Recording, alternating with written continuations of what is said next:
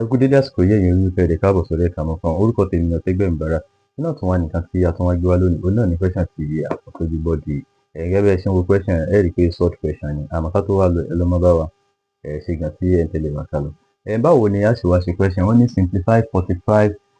root of 45 minus root of 20 gẹ́gẹ́ bí ẹ ṣe mọ̀ ní ẹ̀kọ́ àti ó kọjá a ti ṣàlàyé fún àwọn òfin tí ó jẹ sort ẹ lọ fídíò yẹn náà kí iṣẹ́ ìkó tó lè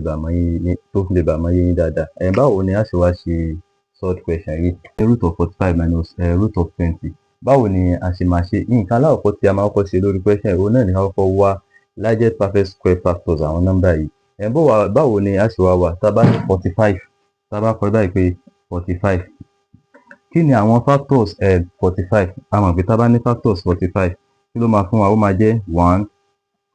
3 5 9 15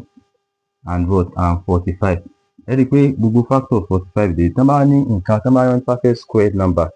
kí ni à ń pè ní perfect square number ó náà ní nọ́mbà tó yẹ pé ó ní nọ́mbà méjì tó yẹ pé bá multiply rẹ̀ pọ̀ tó jẹ́ nǹkan kan náà yóò dẹ̀ mọ̀ fún wa ní nọ́mbà yẹn irú tá a bá ní 4 tí wọ́n bá lè ní 2 times 2 ó máa fún wa 4 perfect square number ní 4 tá a bá ní 16 tí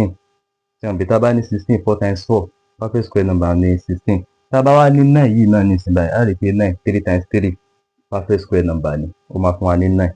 tẹ́ bá wò highest kí ni largest perfect square number á rí i pé 9 nìkan ló wà níbẹ̀ òun náà ni a máa mú tó jẹ́ largest perfect square number la máa kọ́kọ́ mú fún 45 yìí a máa wá ní root of 9 ẹ̀rígbọ̀n láti kọ yìí multiply by kí ló máa fún wa ní 45 9 times kí ló máa fún wa 45 á rí i pé 5 ni root of 5 ẹ̀rígbọ̀n láti ṣe jáde ìyẹn tí ó kọ́ dúró báyìí minus ti 20 báwo ni a ṣe máa ṣe 20 bá a ṣe máa ṣe 20 ni pé 20 yìí náà tá a bá ní kí ni àwọn factors 20 á rí i pé àwọn factors 20 máa jẹ́ 1 2 4 5 10 and 20 ẹ rí i pé àwọn factors 20 nìyẹn kí wá ní highest perfect square number ń bí á rí i pé 4 ni òun náà ni highest perfect square number tó máa jẹ́ 2 times 2 báwo wá ní àṣẹ wá ṣe yẹn yóò wá jẹ́ a máa wá ní root of 4 ẹ ti rí root of 4 multiply by kí ló máa fún wa ní 20 root of 5 ẹ ti rí 4 times 5 kí ló máa fún wa ní 20 àti ṣèyẹn náà jáde next thing tá a máa ṣe lórí question yìí ni pé kí ni root of 9 a ti mọ̀ pé 3 nìyẹn a kàn ní 3 multiply by ṣe àbọ̀ máa jẹ́ 3 times 3 àmọ́ a lè ṣe root of 5 òun ó jẹ́ wà ń bẹ̀rẹ̀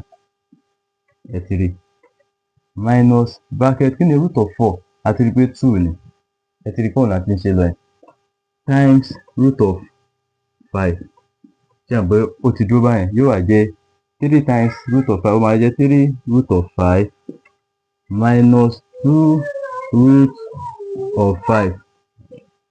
ẹ ti fún lélẹ̀ minus 2 root of 5 báwo ni a ṣe wá ṣe lè tá bá wá ní 3 minus 2 gẹ́gẹ́ bí rules ẹ̀ tí a sọ wípé tó bá ti jẹ́ the same root tó ti ní the same root báyìí a lè add wọn pọ̀ bẹ́ẹ̀ pé à ń sọ wípé 2 3a minus 2a kí ló máa fún wa ṣé àpò máa fún wa ní a 1a tàbí ká ní a bẹ́ẹ̀ náà ni a ṣe ṣe lè 3 minus 2 ó máa wá jẹ́ root of 5 ní a bá get answer bí a ṣe máa ń ṣe ní ẹ̀ tí ò jẹ́ rárá. Àwọn question tẹ́yìn náà lè ṣe lórí sort délé tí iṣẹ́ tí yóò sì mọ yeye kí wọ́n ní 2 root of 6 minus root of 24 ẹ̀yin náà lọ ṣe ẹ dẹ̀ má gbàgbé láti lọ wo àwọn fídíò lórí sort lórí àwọn òfin sort àti ṣe sẹ́yìn iṣẹ́ ẹ̀kọ́ tẹ́lẹ̀ bá máa yeye kéékèèké ẹ ṣe gan tí ẹ̀ ń tẹ̀lé wá kálọ̀.